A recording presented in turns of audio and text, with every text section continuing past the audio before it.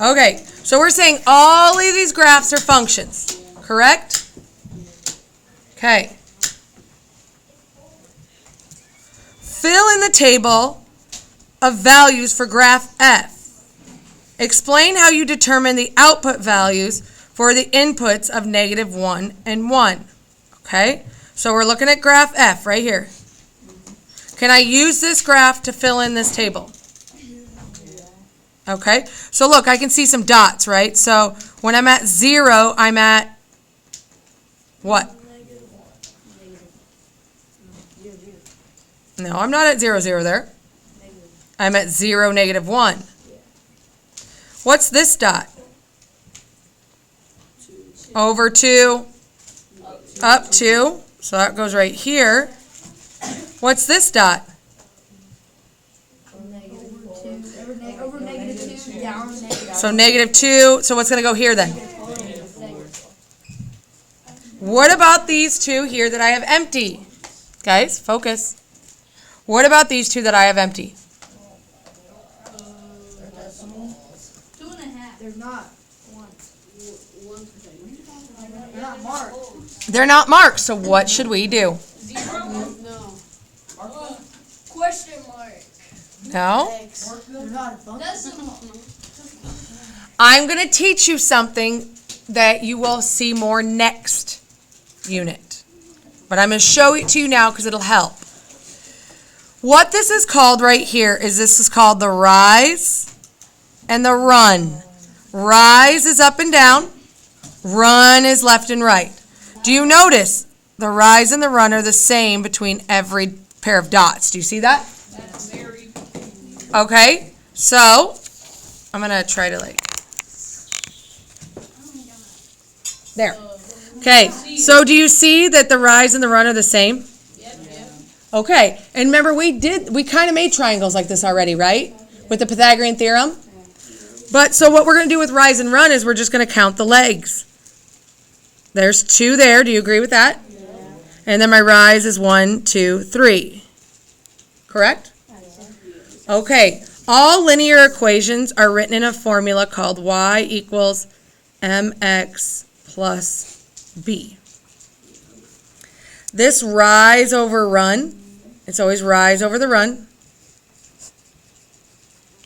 is your m. Oh, you use Pythagorean theorem on the thingies.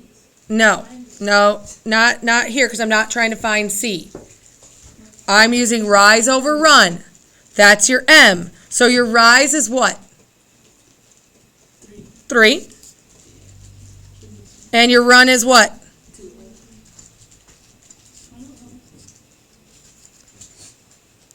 Everyone following me so far? Yeah. Okay. Now we've got this plus b. This is actually the easiest part. The b is wherever your graph line crosses the y-axis. Where does that happen? -1. Now, since I have a formula, could I put that in here? I probably could, right? Okay, so we're saying the equation is y equals 3 over 2 x minus 1. What are these values right here? The x or the y? X. And I'm looking for -1 and 1, correct? Okay.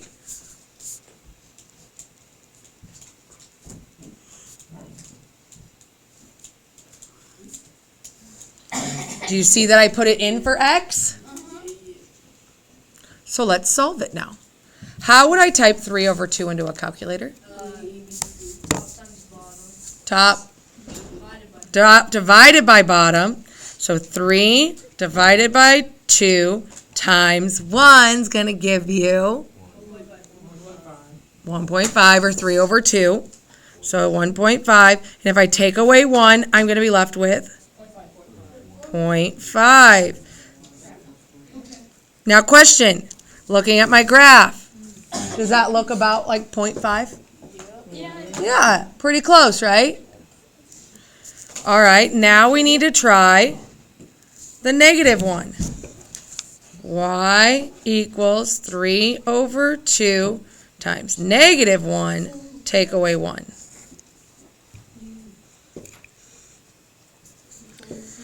So I have y equals negative 1.5 minus 1. Where am I going to be? 2.5. Negative 2.5. And look at my graph. Does that look about at 2.5? Negative 1, 2.5. Is that pretty close? Yeah.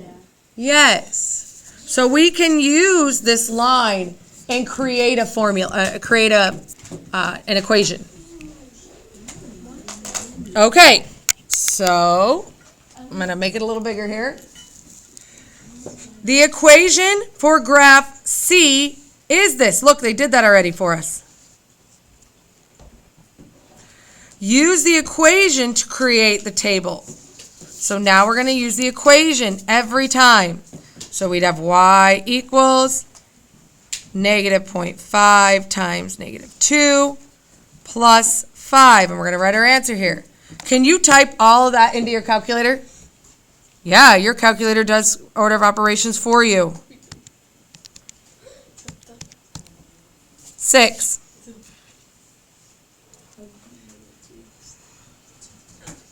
Equals 6.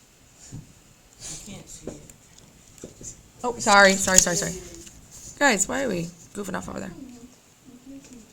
So I just typed all that into my calculator. So the next one I'm going to type in.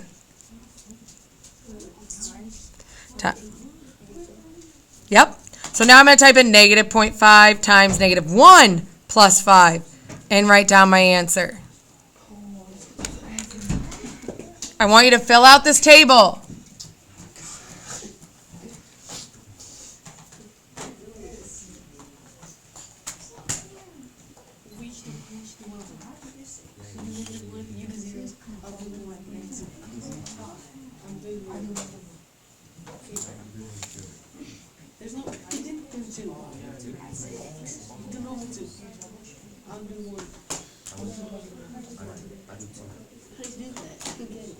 You're going to do them all.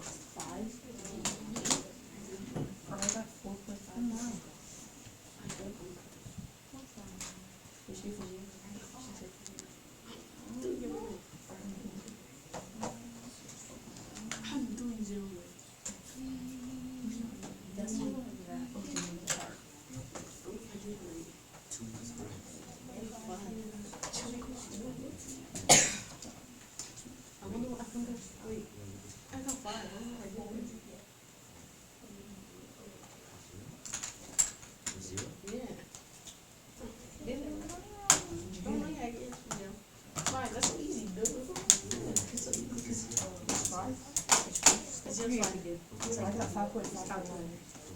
Yeah. Or the negative 1 is 4.5. That's negative 4.5? Yeah, that's negative 1 is 4.5. Negative 1? Yeah.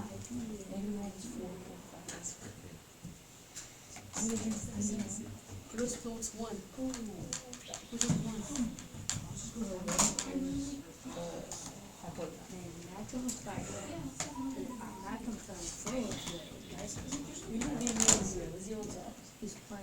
That's how you do it. That's how you do it.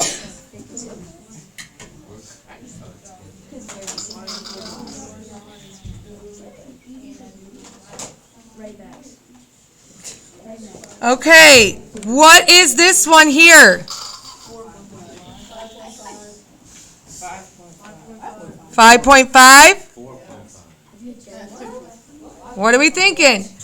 So we've got, I'm hearing like a million answers. 5.5. Now look, 2. Look right here. No, look at that. That graph supports it. Here's negative 1, and it's right at about 5.5. Nolan, what's up?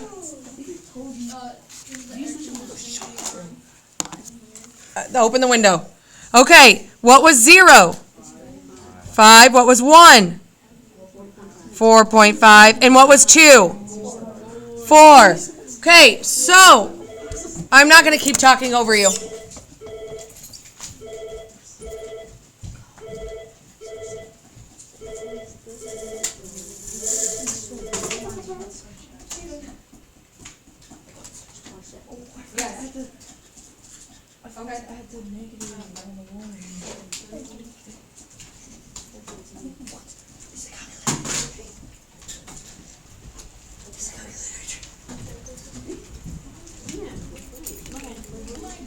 Okay, so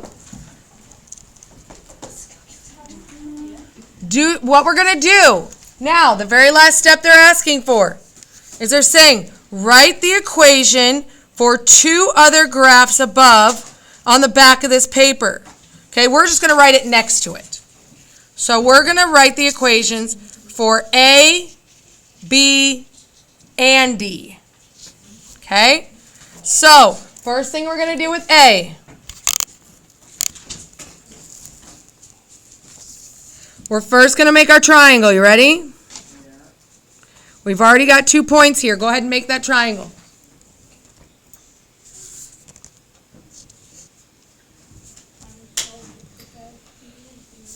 What's our rise? 3. What's our run? Put our X. Where does our graph line cross the y-axis? So there's my equation. Okay, now B, there's a reason I wanted to do B and D. Okay, it's going to start off the same. Y equals. We're going to make our triangle here. What's our rise? 2. What's our run? So can I just put that as 2? But here's the thing that's different. Do you notice on A, looking left to right, what's our line doing? Looking left to right, what's our line doing? Looking left to right here, what's our line doing? So we're going to say that this is a -2 because our slope is actually going down. What the heck? That's so weird. And then we have our X. And then where does our graph line cross the y-axis? It crosses the y-axis at 4. So +4. I want you guys to try D.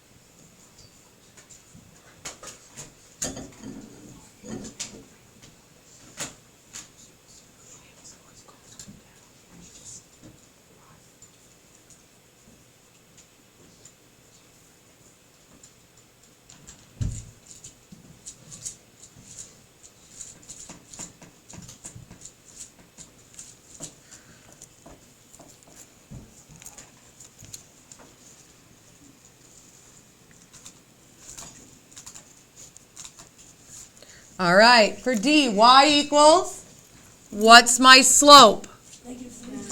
-3. Is it wrong if I write -3 over 1? No, it's not wrong, but is it proper? No. Is it wrong if you use the word there, wrong there, but they still know what you mean? It's just not proper, right? Okay, X, where does my graph line cross the y-axis? Do I need to write +0 then? Nope, there's my slope, there's my equation, I'm done. Because I'm not going to say, oh, I'm 39 plus 0. That doesn't make any sense, does it? I'm 13. 13 plus 0? Wow, you're so old. Okay, does this make sense kind of how we're starting? We're going to switch gears over to the presentation. It'll make more sense, I promise.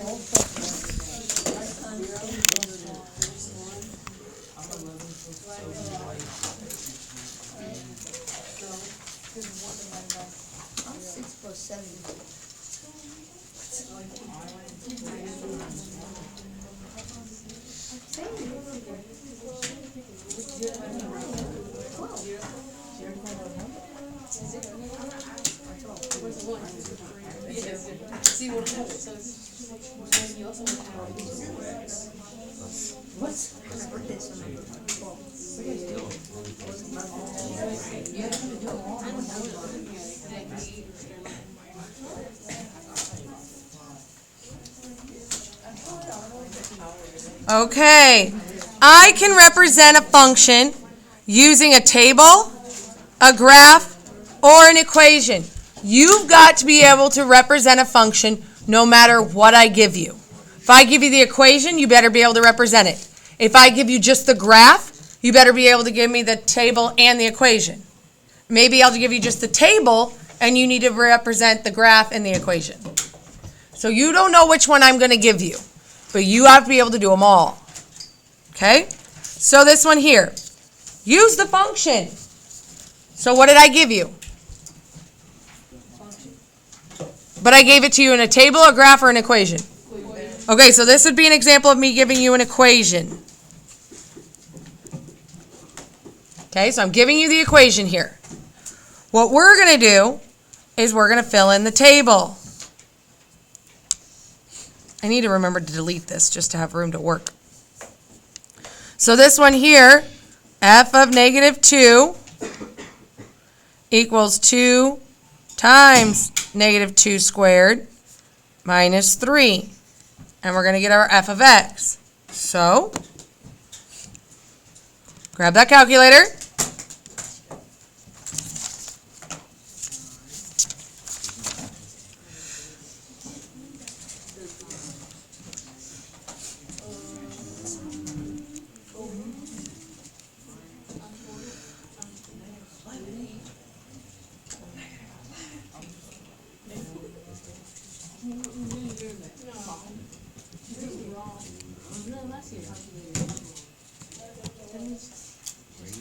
Now, where you have to be careful typing this into the calculator. If you do this, let me get it up here.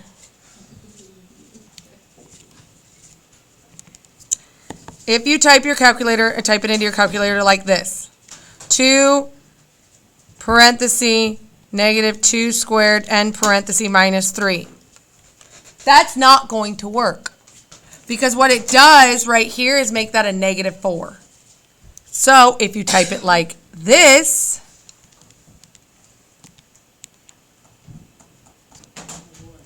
where the parenthesis and then it's squared, it works.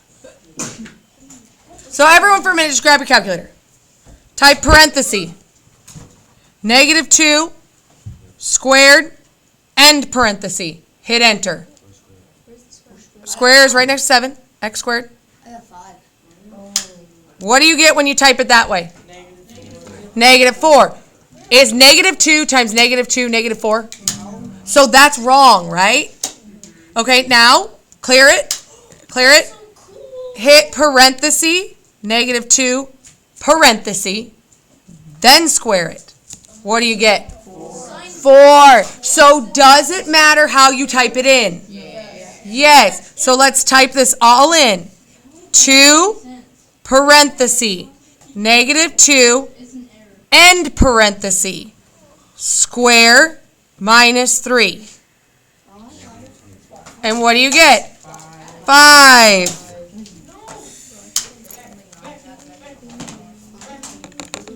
Okay, so this one's f of x of negative 1. So I have 2 times negative 1 squared minus 3. So we're going to type that in exactly like that. 2 parenthesis negative 1 end parenthesis squared minus 3. What do you get?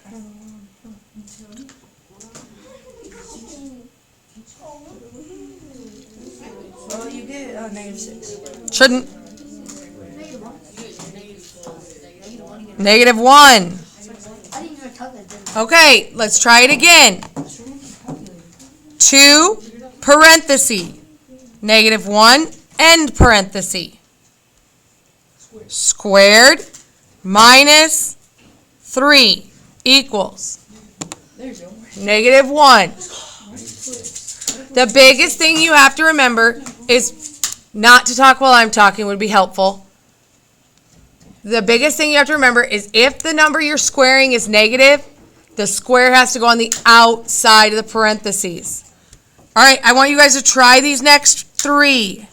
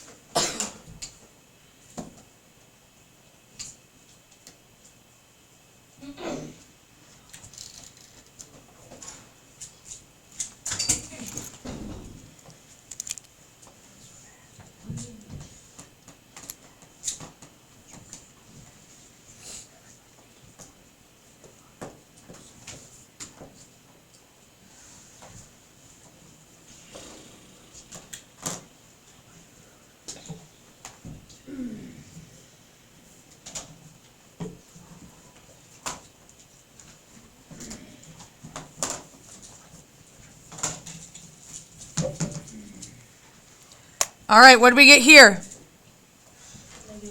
-3. What about here? And here?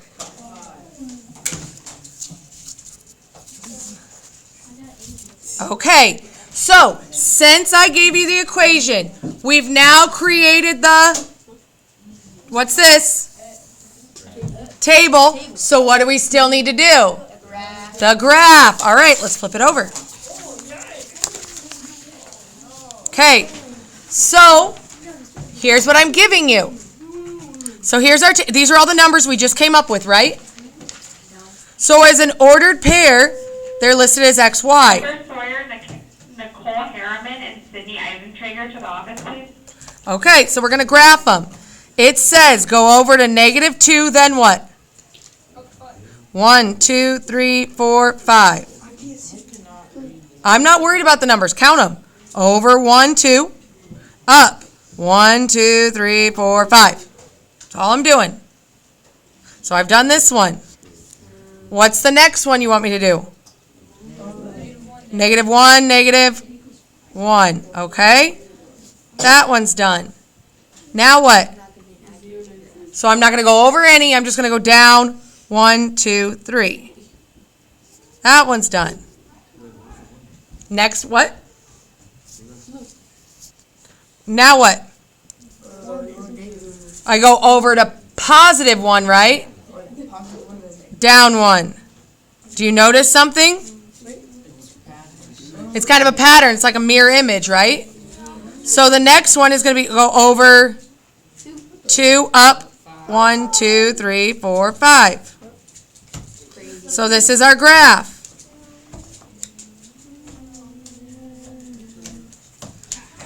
Function, not a function.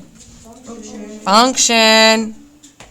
So that is an example of your being given the equation. You have to make the table and then make the graph. Do we have any questions about the table, how we got that? Do we have any questions about the graph, how we did that? All right, good, because it's your turn. What am I giving you? I'm giving you the equation. What do I want you to do? Create a table. Then using that table, what do I want you to do? Make the graph. All right. 5 minutes sound good? Okay. Yeah?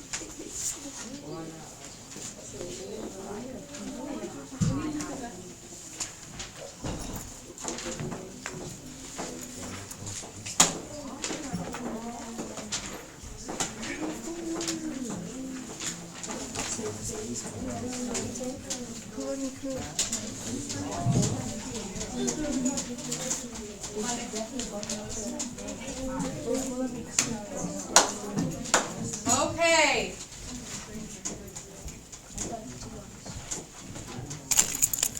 Here we go. Should have been enough time. What is our table? What's the first one? Then? 1, then? Then? Okay. So we're going to go over -2, 1, 2, then what? Down, 1, 2. Over -1, up 1. I'm not going to go over any, and I'm going to go up 1, 2, 3, 4. Over 1, up 1, 2, 3, 4, 5, 6, 7. And over 2, up 1, 2, 3, 4, 5, 6, 7, 8, 9, 10. So we were given the equation, we made the table, and then created a graph. Function or not a function? Function. All right, let's move on.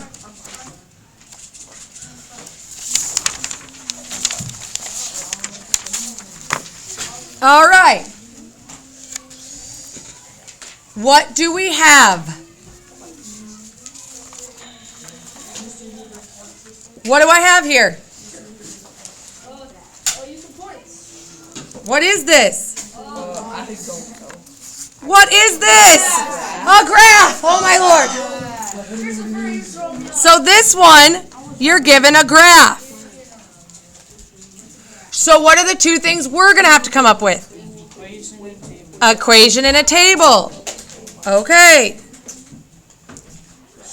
Write a linear equation using the function notation to represent the graph. Okay. So, we're going to write our equation first. Y equals. Now, here's the thing you got to watch. From this, let's say we use, yep, we'll use that point and that point. It'll be all right. Okay. This is our, no, it's not. Just hold on. But look at your scale. How much am I going up by right here? 16, 17. 10. So if I go up 10 and then halfway, how much did I go up? 15 total. How much am I going up by here?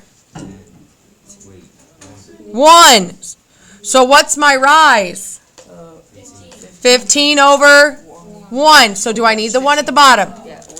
Just 15. X. Where does my graphed line cross the y-axis? 0. Do I need to write it then? No. Can I now create my table? Yeah.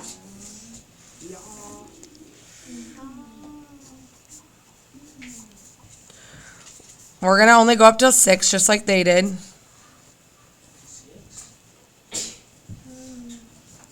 That's all the farther they went, so that's all the farther we're going to go.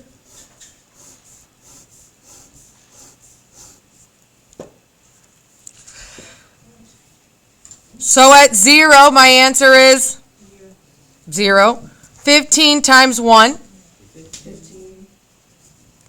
15 times 2. 15 times 3. 15 times 4. 15 times 5. 15 times 6.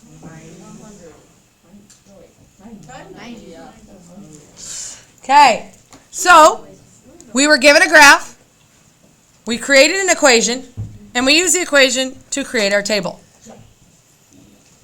Not bad, right? Okay, now, just to have a little bit more clarity, which x value makes sense for the domain?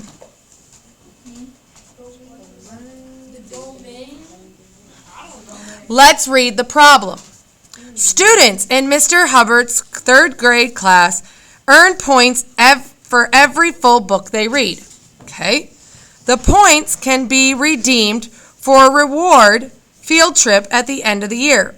The graph shows the relationship between the number of books read and the number of points earned.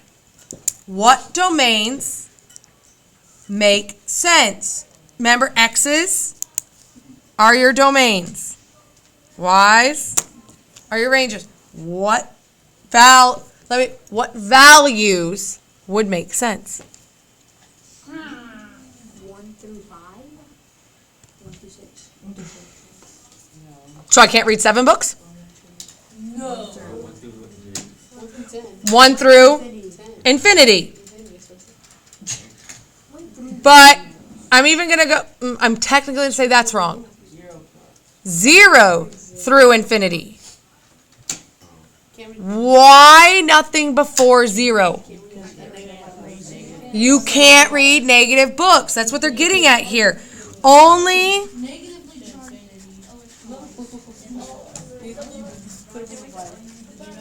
so what we're saying is only positive domains.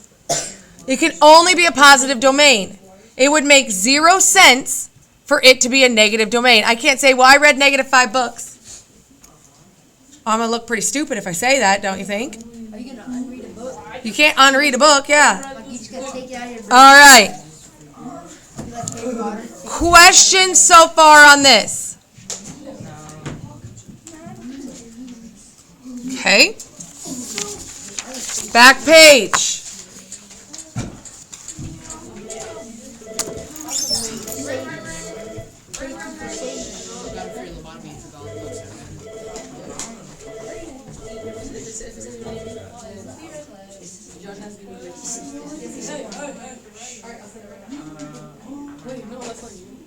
Okay, so obviously your turn now. What am I giving you? The graph. Did I give you the equation, graph, or table? Graph. Graph. So what do you still need to come up with? Okay, so algebra. You're going to use your graph to write your equation and make your table. But what's your scale going up by right here? 5. Does everyone see that? So be careful when you do your slope, when you do your rise over your run. Okay? Give me the linear equation. And you're going to give me a graph or table up to 5.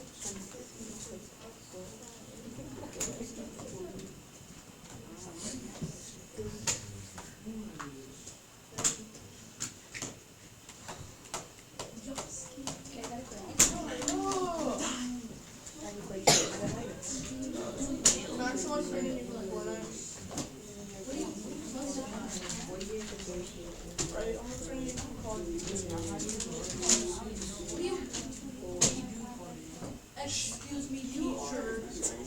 I have a question. I'm gonna read my graphs, my What do you mean, what do you plus it by? On like the equation that you got a plus. Yeah, so where does your graphed line cross the y-axis? At 10, so it's going to be plus 10. So it's at 10 though. So 7 0.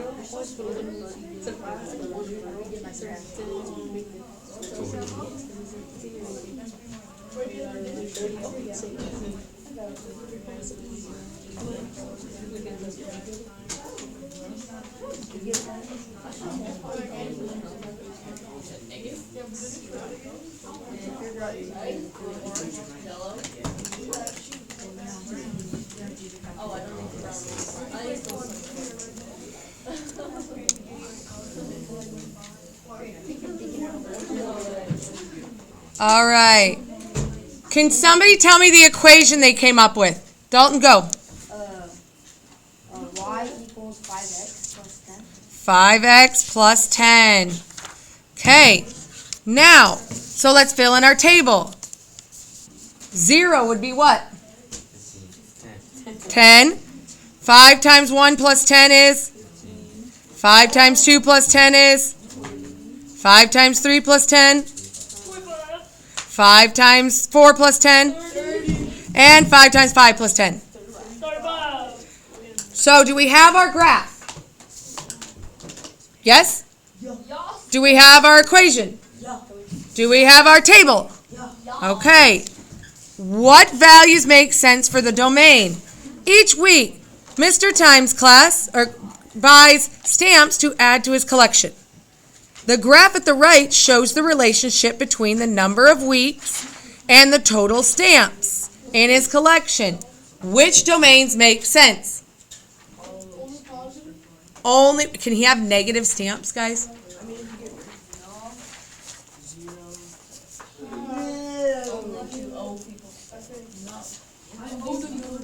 So if I say only positive domains, would you agree with that? Yes.